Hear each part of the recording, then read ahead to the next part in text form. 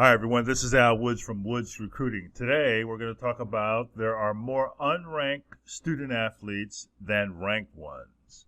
How about that? If you really never thought about it that way, think about it that way.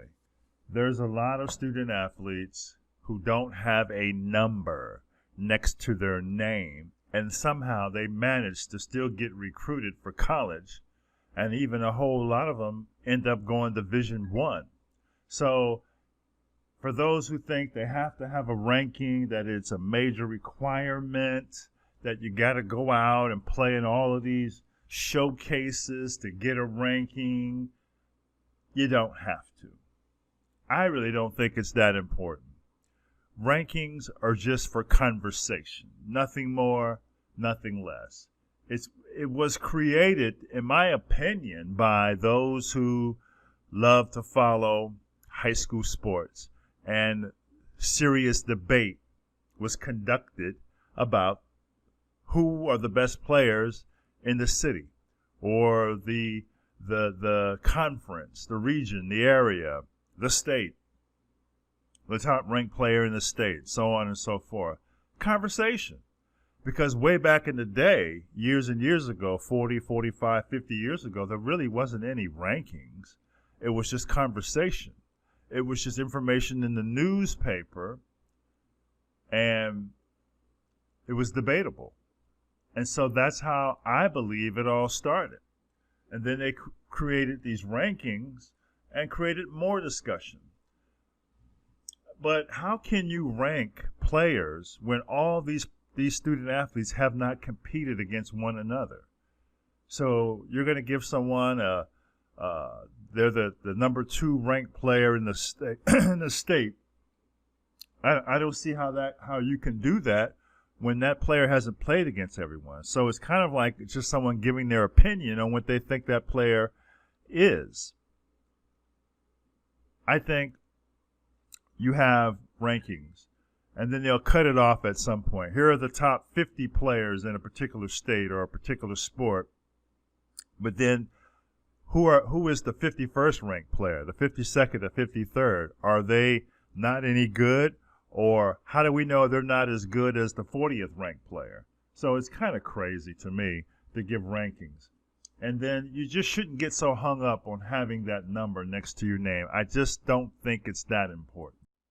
Don't worry about ranking so much. I think more importantly, you should be worrying about improving your athletic ability.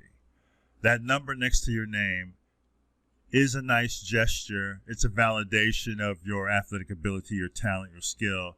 But I would be more concerned about the other number, your grade point average, your SAT scores. I think they carry more weight, more value than a ranking. Keep in mind and remember this. There are kids who have low rankings, no rankings, and still go D1. Don't get so hung up on the fact that you have to have that in order to get to the next level, to get recruited by a Division I school.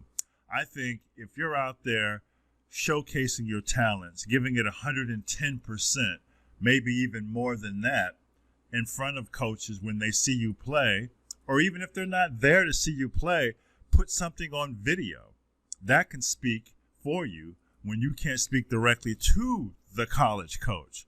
Video is very powerful. What are you going to show them on video? Imagine they've never seen you play before.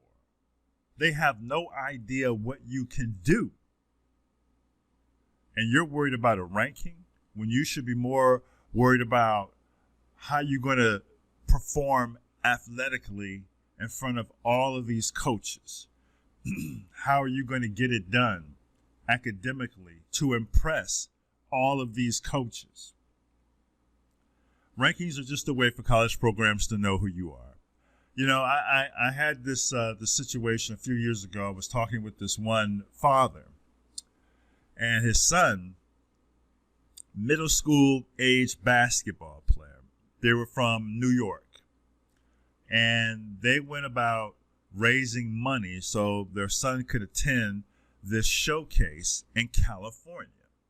So they ended up raising $10,000. To cover airfare and hotel, meals, all that, even the expense for being in this showcase. But their main focus was to get a ranking. Their main focus was to go all the way out from New York to California, where this man's son could play and get a ranking. Middle school. Crazy, isn't it? At the extremes, people will do what parents will do to achieve, to secure a ranking. I mean, how? Is that ranking going to have any value the next year or the year after? Do you have to go ahead and pay money and continue to go back to the showcase to maintain your ranking?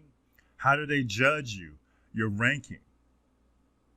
You're the number 25th ranked middle school basketball player in the country. It's impossible. It's impossible. That kid hasn't played against any of the other kids. So because you weren't fortunate enough to go to the showcase in California, now you don't get a ranking, you're less important? I don't think so. It's just the rankings are just ridiculous. They're stupid. Also, when it comes to getting recruited for college, you want to go to a college program that wants you and where you're going to get an opportunity to play your sport. And on top of all of that glory, you want to get a college education, walk out of there with a college degree where you're going to have a future, where you're going to have a career, instead of stuck in student loan debt for 25 years and stuck with a situation of minimum wage lifestyle for the rest of your life because you got hung up on rankings, got hung up on all kind of other stupid stuff that has nothing to do with anything. The main goal for you is to get to the next level, bottom line. So all that other stuff is just nonsense. It's just a bunch of noise. Okay, that's all I got for this topic. This is Al Woods from Woods Recruiting. Thank you so much for listening. Do me a favor. Leave me a comment in the comment section below. I'd like to know what you think of this topic. Al Woods, Woods Recruiting. Thanks for listening.